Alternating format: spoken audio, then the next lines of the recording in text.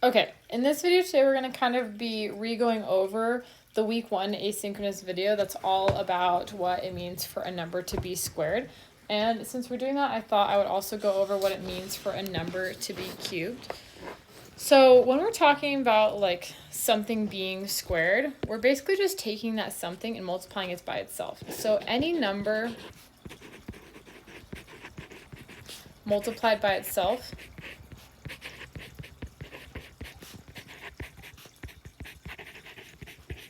is what it means for that number to be squared. So let's say I have 4 times 4, right?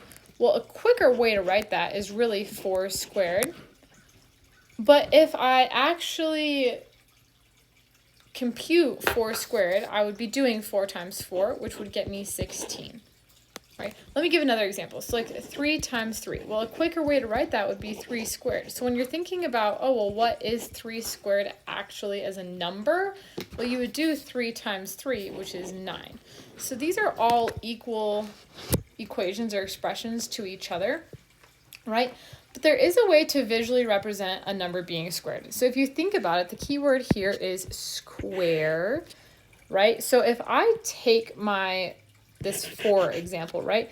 If I draw a square with a side length of 4, which would look something like this,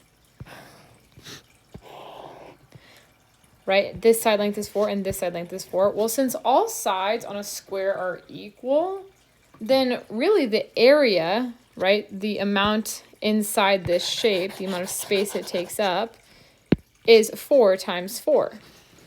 So the amount of space inside here is 4 squared. So if you were to count up these blocks, you would end up getting 16 inside this shape, right? So there's a visual way to represent a number being squared. It's the area inside of a square.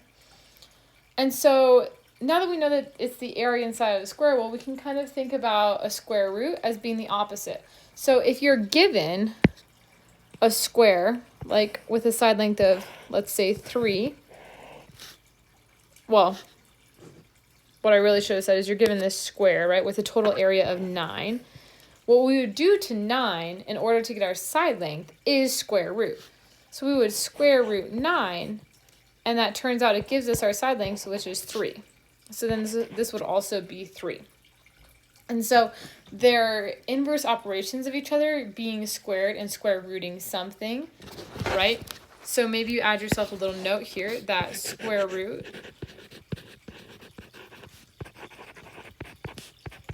is the opposite of squared. And so if you're ever trying to get rid of a square root, you would square the equation. If you're ever trying to get rid of a number squared, you would square root it. So they kind of go hand in hand. They kind of go back and forth with each other. So a lot of these ideas that we've seen with this squared, we're also going to see with cubed. A couple things to clarify before we move on to cubed is that this 2 is super important to why it's squared, okay? So when you have that 2 in your exponent position, it means that you're multiplying that number by itself twice. So for instance, here's 1. Well, I shouldn't write it like that because that makes it look like a fraction, right? But this is number 1, this is number 2, so you know that you've completed 4 squared because you've multiplied 4 by itself twice, okay? You can go ahead and erase that if you drew it with me. So the difference between squared and cubed is the fact that instead of a 2 being right here, we're going to have a 3 being right there. So to cube a number means to multiply that number by itself 3 times. Okay, so for instance, if I wanted to do 4 cubed, well, I would be thinking, well, that's the same as 4 times 4 times 4, which is going to end up being 64. So 4 cubed is equal to 64. Okay, just like previously, you can visualize something being cubed, just like you can visualize something being squared. Instead of it becoming a square, it actually becomes a cube, right? So if you think about it, if we take a side length of 4 here, let's see if I can draw this example. Side length of 4, right? And we make our kind of base square here. Let me attempt. Right, so pretend we've made this square where all the sides are 4. Well, then we could also pull this up and raise it by 4 units. It's just going to barely go off into my other example, so maybe I'll move it over a little bit. You can also move yours over now if you drew yours too close, but I'll draw mine over here.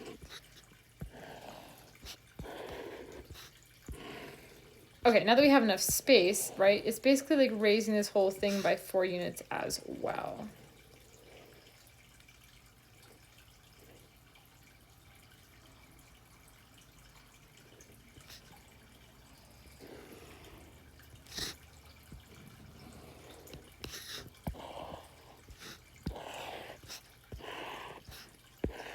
And so you would kind of try and visualize that all the sides, like a cube or like a dice, are equal on this. So this is 4, but then the vertical height is also 4, which means if you were able to stack like 1 by 1 cubes inside this picture, you would end up getting 64 as the total space inside this whole thing.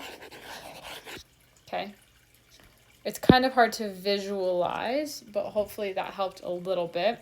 And so if 64 is the total volume inside this shape, right, then if you were given that information, in order to get the side length, you would need to cube root it. So for instance, let's say we were given that the total volume inside of this cube right here was 27 units cubed.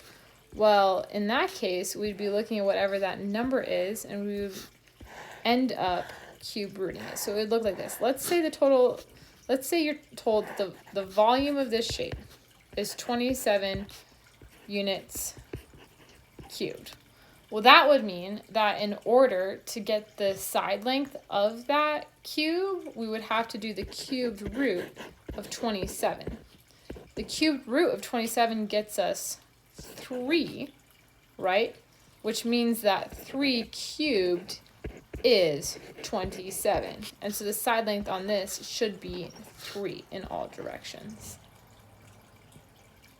So that would mean, you can write yourself a little note over here, that a cube root is the opposite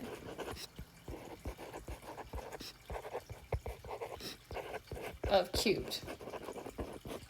Okay, you might have noticed that I wrote this little 3 right in front of your radical sign. So the radical sign is what you would all consider a square root sign, except for you can do this to any power. So this is to the power of 3, our squared is to the power of 2, and so whatever you write on top of that little radical sign, like right in the corner right there, right here, is the power that should be on that number itself. So for instance, right, the square root symbol, if you really wanted to, you could put a 2 right here, okay? But that's the lowest it goes, so we start at the square root symbol. So this symbol is a square root. But when you put a 3 on top of that radical sign, that's what means the cube root. And so that kind of tells you if you need to be thinking about, okay, what number times itself is the number under the radical 3 times, or what number times itself twice is the number under the radical. Hopefully this kind of clarifies what it means for a number to be squared and what it means for a number to be cubed visually as well as mathematically.